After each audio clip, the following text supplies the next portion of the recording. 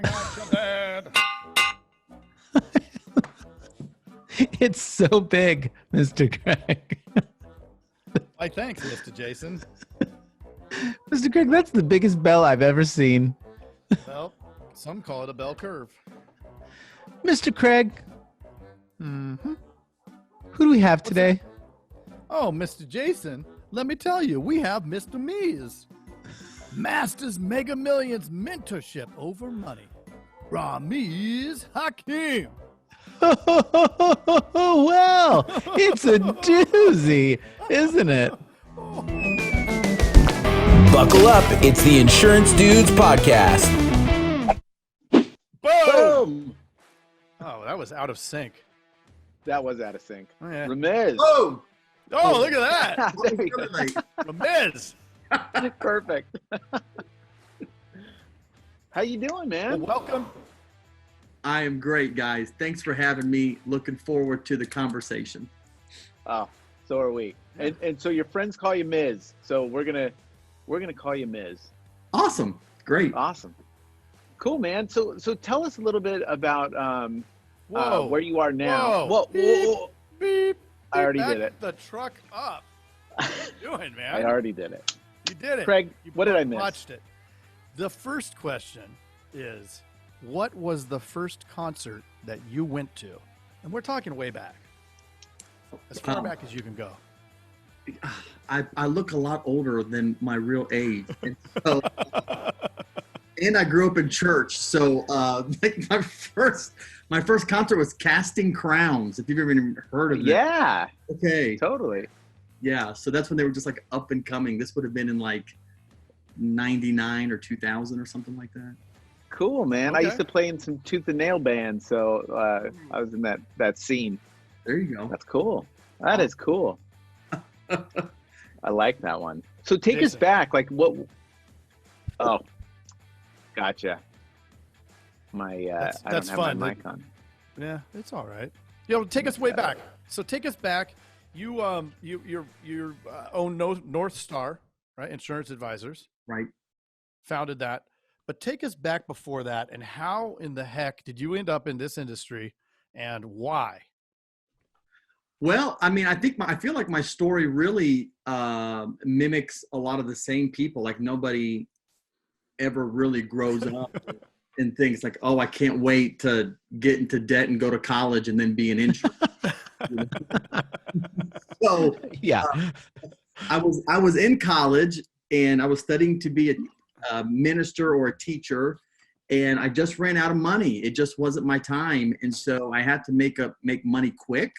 My family was kind of counting on me to start providing in some ways. This would have been my mother and my brother, my siblings. And so always had a way with words. And so I thought to myself, man, I got to really get into sales. So my first job was in the insurance business. And as you know, in the insurance business, like everybody is always hiring. Well, I didn't know that. And so I'm like, dude, I am like the man. Everybody just wants to offer me a job. But so you jump around a couple times till you find a home, and eventually fell into final expense life insurance and did really well with that face-to-face. Thought I could do it over the phone, and really the rest is history after that. Final expense. That is a very difficult conversation at first, isn't it? You know, a lot of people think that it is, except that when you're talking with a stranger, it's much easier than actually talking to your loved ones. And so it after a while, you just become kind of used to it, and your customers begin to mirror just the nonchalantness of, listen, let's just talk about this because you're gonna have to talk about it someday anyways. Why not with me? Why not right now? I think a lot in our world, people, our staff has a hard time those first few conversations, just dipping their toe in the pool and having those conversations the first few times can be super difficult. How did you approach that? Like when you first got in, how did you was it easy for you? Well, when you're broke, you'll do just about anything for money. So I don't have the most chiseled body, so that wasn't an option. So I really didn't have a choice, but I was very quickly able to identify that I could either not have the conversation and substitute short-term comfort for long-term discomfort, or just dive in and just have that awkward conversation, be uncomfortable for like 30 minutes so that the next 23 and a half hours I could like not worry. You know what I'm saying? And so either way, you're going to feel discomfort, especially if you're in sales. Like it is uncomfortable. So you just have to make a decision. You're going to be either uncomfortable right now and do this and make money, or feel comfortable, don't do it, and then be uncomfortable when you go home and your wife's looking at you like, all right, you told me this was supposed to work out. And behind on. Come on, loser. Where's the money? Yeah, exactly. That doesn't ever work well. But and we are far faster to move to avoid pain, right? So it's the pain of this discomfort right now versus the discomfort, because I think there is no greater pain than the pain that my wife can inflict upon me. Man, no greater pain. We must be married to the same woman. It's remarkable the amount of fear that she can instill upon me. Exactly. She's so nice. Everybody else will say, "What are you talking about?" She's so nice. Yeah, she is. To and you. I can say that. I can say that because I know she will never listen to this show. And tell us the truth, would you? Oh, she knows. Uh-oh. No, Yeah, I don't. She just felt a disturbance in the force. Oh, what were you saying, Craig? Well, and so then from that, is this now still the specialty, or have you branched, and now what are we doing? You know, I'm by nature, I'm a very unfocused person, and I think many entrepreneurs are. They have really quick stints of success, and then they jump to the next thing, and that's why a lot of people fail. Yeah. Because it's not that they're not good or that they can't do it. They're just not disciplined or can really be focused. So I knew for us to sustain like a real business, we needed to be ultra focused. So we still sell final expense. We sell with one carrier. We sell one product. We sell it one way. And the whole process is streamlined so that all these other people who are like me don't go off into all these little rabbit trails. We just do it one way over the – I don't even know how to take an application face-to-face anymore. It's just over the phone. I love that. I mean, I think so many independent – well, we're part of captives, but I think so many independent agents try to be that shopper. Mm-hmm. And it's like, I mean, for my brain, that would be very difficult for me because I would be hard for me to – because I would need a process for each route to go down. And I mean, that's so cool that you've just narrowed and streamlined it like that. And Jason, where is the skill in being a shopper? That's right. Yeah. Where's the skill? Well, and think about who gets paid more in the marketplace. Is it the generalist or the specialist? Like always the specialist. Exactly. And so we have just found us specializing in this one really tiny niche in the industry. We've been able to be successful at it. And there's people that kind of dabble in it, but there's nobody that's really just dove in all the way to make it happen. Do you know what they say is in the niches? Riches? The riches That's are right. in the niches. Yeah. It's true. One of the guys that we bring on that does a lot of video marketing, Todd Hartley, talks about that all the time. Yeah. The riches are in the niches. He actually says "ma," and then he used another word at the end, but say that. We won't say that. No. We're rated G. So let's talk about that. So as you've scaled, I would assume at the beginning there was a little bit more chaos than there is now. Right. And you develop these processes. How was that journey? What was that like when you realized, oh, wow, this is crazy. We're getting good at it, but it's a mess.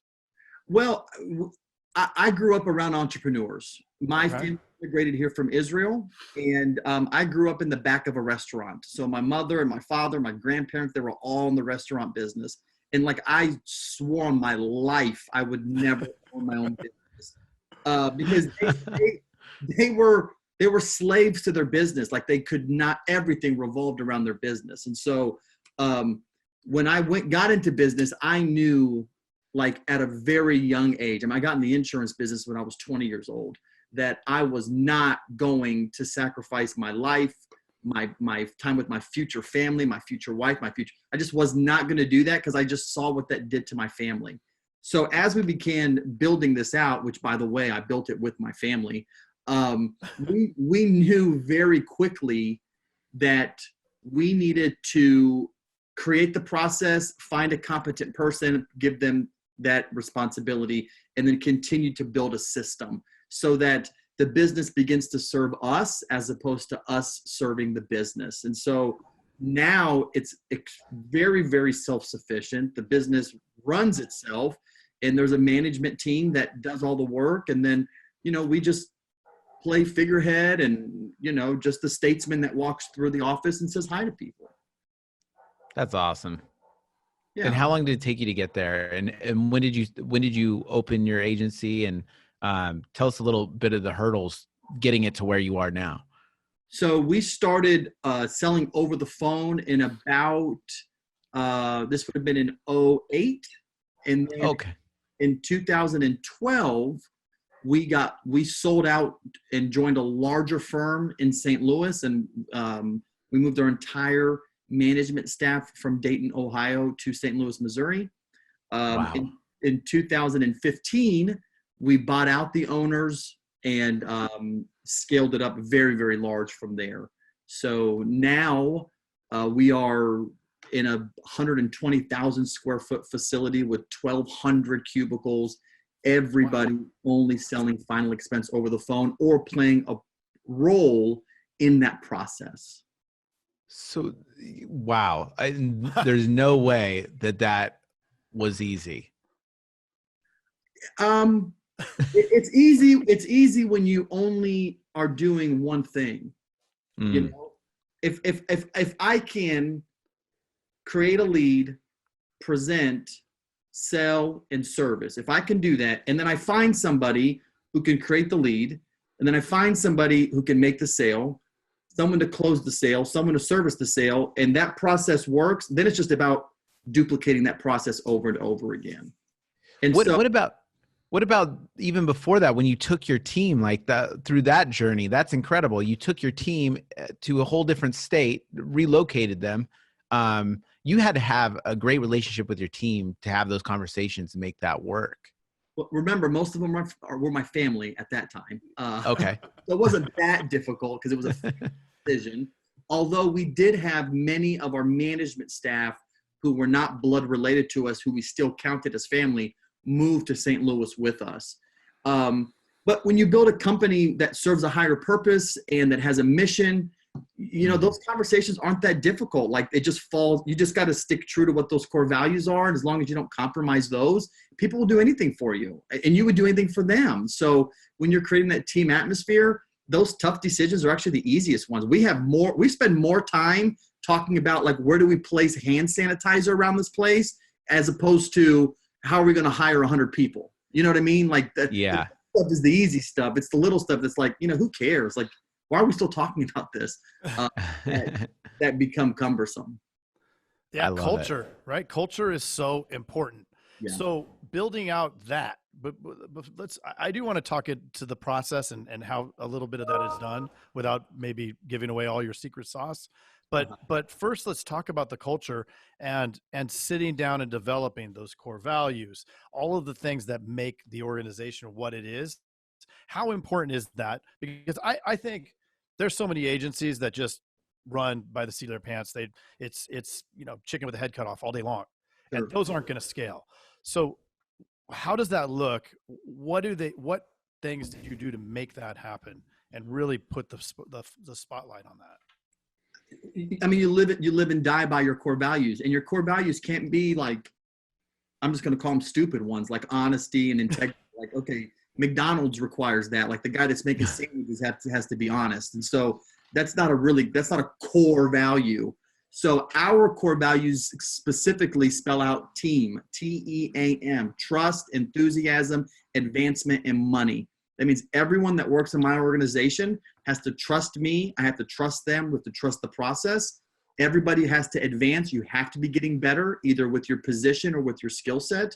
Everyone has to be enthusiastic. You have to have a contagious energy. So when you come into the office, everyone's happy and joyful. And then money. We think money is a good thing. Money is a tool that can be used for good things, and we should want more of that. Before you even step foot in my office, everyone is taking a predicted index, making sure that it's even worth our time to have an interview with them, because they have to fall in line with the core values. That's the prerequisite. Their previous accomplishment and current skill set comes second to those core values. So core values first, then the interview, and then we manage only based off of our core values. And so if someone's not hitting numbers, I don't approach them and say, hey, you're not hitting your sales quota for the month. It's, hey, I trusted you to follow through with the training, and now you're not doing that. Help me to understand that. Or, hey, you're not hitting your quota, and we have a standard of how much money you have to make at this company, and you're not hitting that bullseye. So help me understand how we're going to get you making the money that we promised each other we would be making here. So the conversation becomes almost third party-ish, because it's not holding you accountable. It's right. You accountable to what you agreed to before you started working here. Yeah, it's not Darth Vader beating up the stormtrooper because he doesn't know how to shoot the gun the right way. It's like, hey, look, this is the way that we do it. You agreed on it. I agreed on it. And you set those expectations up front. Correct. How much easier is that conversation, right? Like it's a magnitude more powerful. And I mean, the conversations, actually what happens is people begin to approach leadership and say, hey, I want you to know I let you down. And this is what I'm going to fix this. Because they know that it's coming anyways. Because to run an organization that's so streamlined, you have to have high standards. And so the people know, like when they're 1 minute, they could be not late for a whole year. If you're 1 minute late, someone's going to say something. Somebody is good. It's not going to be rude. It's not going to be inappropriate or pushy or micromanaging. It's going to be like, hey, I just want to check up on you because you didn't let me know you're going to be a little late today. Is everything okay? Okay, great. Everything's fine. Perfect. And that's it. I mean, that's the conversation. Just checking up on you. But they know it's coming. So typically what happens is they go to their leader and say, hey, I'm a minute late. Just want you to know I just had a flat, but I'm here now. Awesome, man. Let's get to work. Like those conversations happen every day. And it keeps everyone on the same page, and it cultivates that family environment that we feel like is really, really important to weather any kind of volatility that could take place within the industry, kind of like what we're dealing with right now. Love it. So how is everybody, how are you approaching that? Oh man, office? This has been, and I'm not trying to be, melodramatic here, but this has been the best thing that's happened to us. Oh, for business wise? Absolutely. We moved everybody out of our office. We have 8 locations, the largest one being in St. Louis. Within 48 hours, everybody, you're talking 350 people in total, moved to their homes. Leads continue to generate. Our lead cost plummeted because I have no competition right now. Customers have urgency. Customers see the need. They feel the need. They want to act now. And our people are on fire because they're working. And now there's no excuses like, oh, well, my kid's sick. I have to go pick him up from school. It's like, well, your kid's at home too. So you might as well just put in a couple extra hours. So last week we broke a record. Yesterday we hit an all-time record for sales in a day. We've been very, very, very blessed to be in this specific market during this time. And we've had this conversation with a few other people, and I have offline with a lot of other businesses, minus the horrible, all the horrible stuff that's happening. Minus that, the way this is going to change the landscape of business is going to be incredible. Yeah. And the way that people approach this, and just the way we handle things socially and through business. What do you see? I mean, are you going to maybe move more stuff remote here on out and move stuff more online? I'm a micromanager by design. And so I although this is working really, really well, right now everybody's on house arrest, and not because I want them to be on house arrest, but because the government says you have to stay home. So it is working for us now. But for me to have that many people working from home, salespeople, like today's my first day working from home. I've taken 4 lunch breaks, and I don't even like bologna.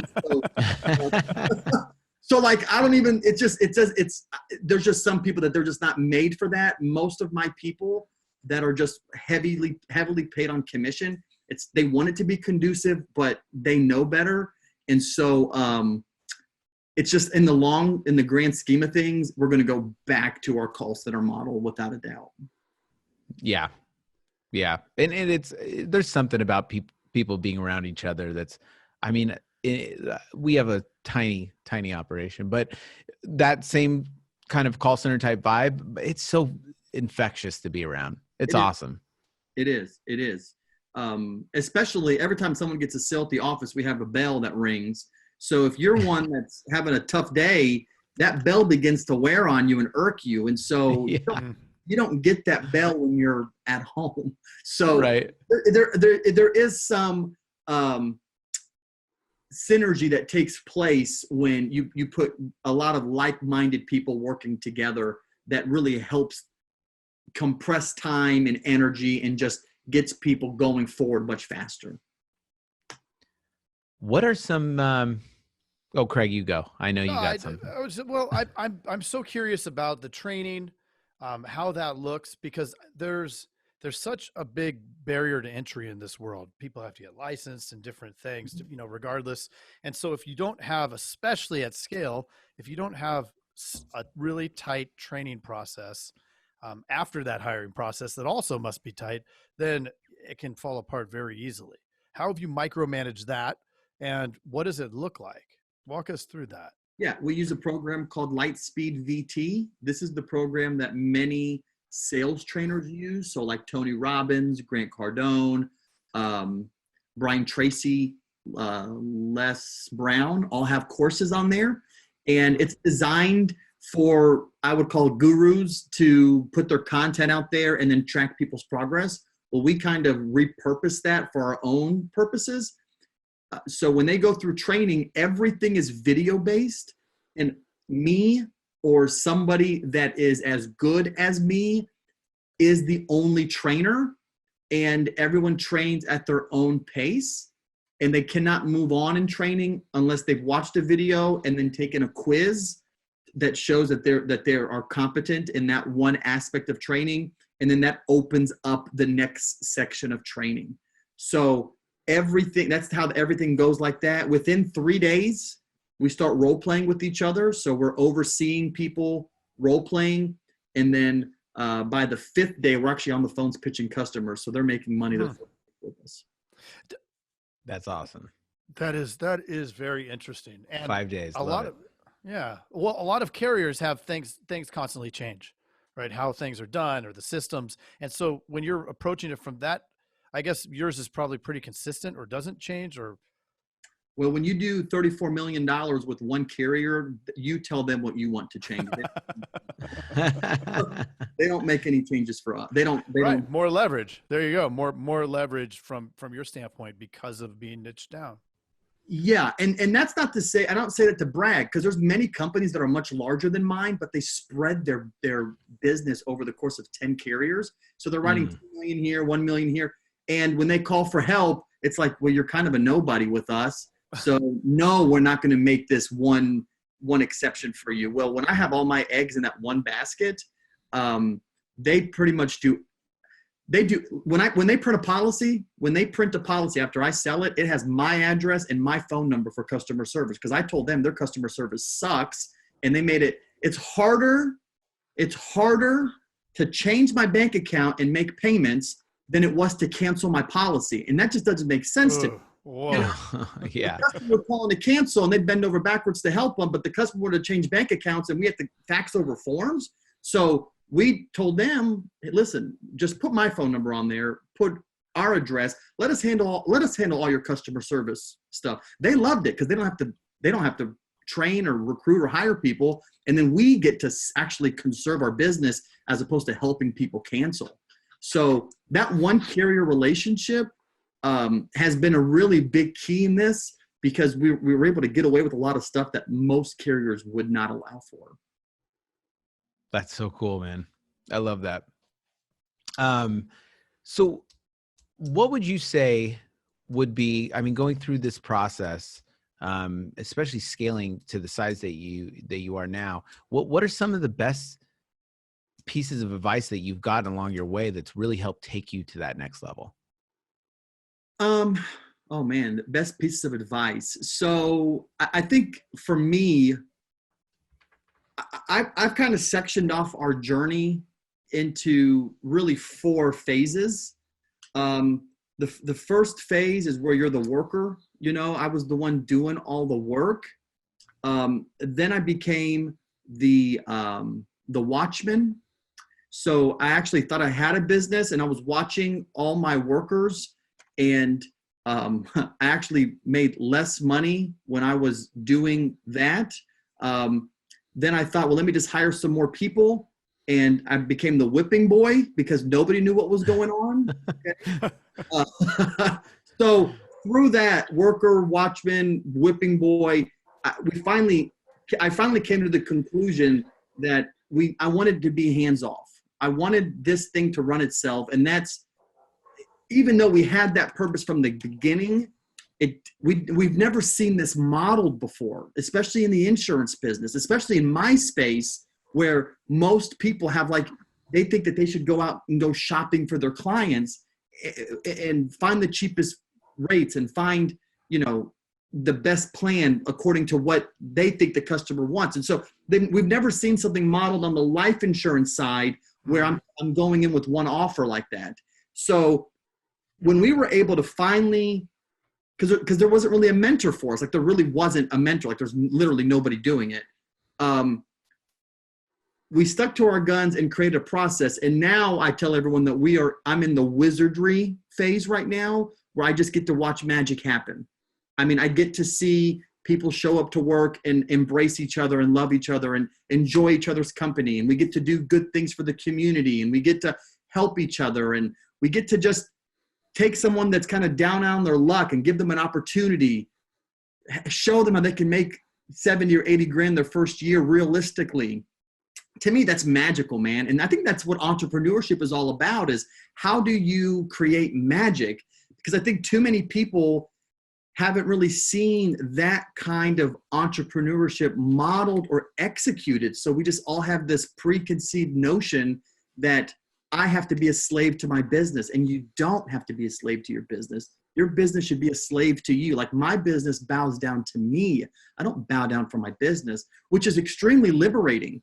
But I wish I would have thought about that much earlier, which I feel like I did, but because we were so ultra focused on it, it's become much more magical than I could have ever really thought about. And so the biggest thing that I can take away, and I'm not even sure where we came up with this along the way, but we have always said we need to put our people before profits.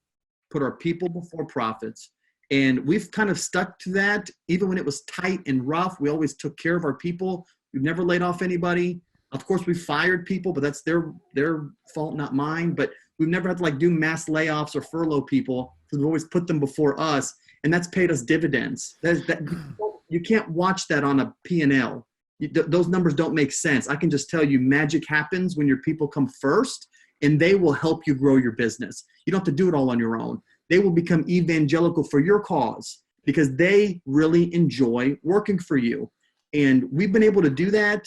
And because of that, there's nothing that we're worried about, the volatility in the market or the uncertainty or regulation, any of that stuff, because my people are going to bob and weave according to what we say, and they'll do so joyfully because they know we have their best interest in mind.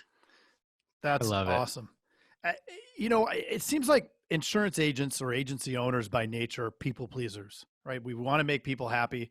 And for some reason, and maybe it's part of the culture of this country, where more is better, right? So if you're an independent, you're of the mindset, I need 1 million carriers so I can offer them so many options. If you're captive like us, instead of embracing that captivity, we get pulled in so many directions, and we'll say, oh, well, I need to do commercial over here, and I need to do this, and I need to do this. When instead, if you just focused on the home and the auto, or the home, auto, and life, you would maximize your payout, right? Your grids, or whatever they're called, with whom you're at. And I don't know. It's just a fascinating dynamic here. How you said, no, I have the opportunity where I could serve people in all different sorts of ways, but here's this niche, and we're going to go after it that way.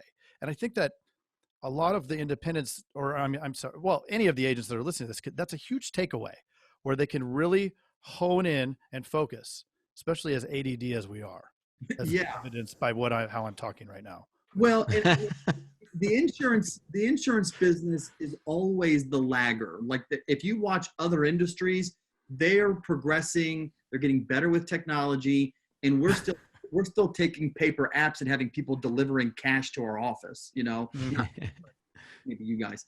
And so yes, ordered to do that. Yeah. So that's just a very archaic way of doing business. And so my words of advice for anybody, whether you're captive or independent, is find a process that works and stick with the process. Like just follow through with the process. If we were to go open up like a fast food restaurant, okay, if we were to all go into business, like think about how many fast food restaurants that are mom and pop, like McDonald's does not have the best hamburger, the juiciest, most tasty hamburger, or the best French fries. What they have is the best system. And that's why you do not see McDonald's shutting down, because the system duplicates itself. People don't go there for the food. They go there for the system. Well, much in the same way, any business can run that way. If you're efficient and streamlined, you put the customers first, they're taken care of, you're going above and beyond to service them, price comes second to that. They're more interested in enjoying the fruits of this process that's taking care of me, as opposed to what is this going to cost me. My product that I sell is more expensive than probably 80% of the life insurance, final expense policies in the market. People used to make fun of us. I mean, for most of our tenure, we were like the laughing stock of the industry. What do you mean you only have one carrier? Oh, that carrier is horrible. You're selling an overpriced policy. Why are you doing it over the phone? You're going to have a high chargeback rate. And that's all we heard from everybody. But see, nobody was doing it. And so no one knew any better. And we just kept, I don't know, maybe we're just idiots and just stumbled across it. I'm not exactly sure. We just knew there had to be a better way. And so we just stuck with our guns. Maybe we got consistency. I mean, to your point, McDonald's is shitty. I haven't gone to a McDonald's in 10 years, right? But if I went there, I know that Big Mac is going to taste exactly the same way that it was. And if there's some reason that I want that, I mean, I know what I'm going to get. And that's what people really like is like, hey, look, at least I know what I'm getting. And it's $1. Right? You don't like their Egg McMuffins? Dude, I can't eat that. They're so good. I look at food and I already get bigger, so I can't eat that. Make my heart explode. But the consistency, Yeah. I mean, that's what we're lacking in this whole people pleaser mentality is, well, they said that I needed to do this, so I go do this and then they're the slave to the business instead of, oh no, that isn't, sorry, but that isn't how it's done here. Let me explain how it is done. That's right. Walking through that. Like you can't go to McDonald's and say, hey, I want the sushi. No, we don't have the sushi, right? We have this really crappy Big Mac, and this is what you're going to get for your $1, right? I mean, yes. You don't like a Big Mac? No, get it away from me. Oh, but did you like it back in the day? I like a chicken burrito right here. There you go. Pollo asada. That's funny. Well, I'm sure there's a lot of agents that reach out to you for advice. What do you, what's the best piece of advice that you could give somebody that's new in the industry that you think they need to hear coming into it? Love advice questions. Yeah. Pick the mentor over the money. Don't find who's paying you the most. Find the guy that's done it and follow him. And we'll do that backwards most of the time. Love it. That is a great one. Take Russell Brunson, who has created the system to do the things for everybody. And he doesn't talk about, here's the new thing. Just model what that guy's doing. I mean, he uses the term model instead of copy, but at the end of the day, it's like, look, everything's been thought of and everything's been invented. That's right. You're not creating something new by repackaging or whatever. Just model something out there. That's right. Exactly. Cool, man. Well, thank you so much. I mean, this has been awesome. I love your acronym too. I might have to steal that. That's so good. No, you're going to model it. Yeah, exactly. Oh, model it. Yeah, there you go. Model that. run through the what the letters stand for again, because I think that's really is going to be a huge takeaway. We might throw that in the show notes. Yeah, trust, enthusiasm, advancement, and money. People have to I have to trust my employees. They have to trust me. We have to trust the process. Advancement, we need to be getting better, either with our position through promotions or through our skill set. I'm sorry, I spelled them wrong. T and then E, which is enthusiasm, contagious energy. You have to be happy to work. Okay. A, advancement, getting better, whether with your job, growing with the company or your skill set. And then money. Money is a good thing. It can be used for good things. We should want more of it. And those concepts are integrated within the aesthetics of the office. And so not only is it something we live by and something that we do, but we don't have like a poster that just says team. It's like everywhere. Like my training room is called the advancement zone. My conference room is called the money room. So everything it's all integrated within our facility. So you can't find a corner and not be reminded of one of our 4 core values. Love Excellent. it. Follows in that pillar. That's right. So cool. let's say there's an agent that doesn't do this because this isn't their specialty. How are they going to find you? You can follow us on Facebook, facebook.com/NorthstarIA or NorthstarIA.com. There it is. We'll Awesome. put that in the show notes. Miz, awesome advice. Mizzy was in the hizzy. It was fun, guys. Thanks so much. Thank you so much. We really appreciate you joining the Insurance Dudes. Thanks again, man. My pleasure. Thanks, guys. Thank you. Hey, you've got to check out the Insurance Dudes Inner Circle coming soon, where you get extended interviews as well as live coffee talks in our private Facebook group. Join the mailing list today at theinsurancedudespodcast.com. Hey, thanks for checking out the Insurance Dudes. Hey, please subscribe. We got some really great stuff coming out.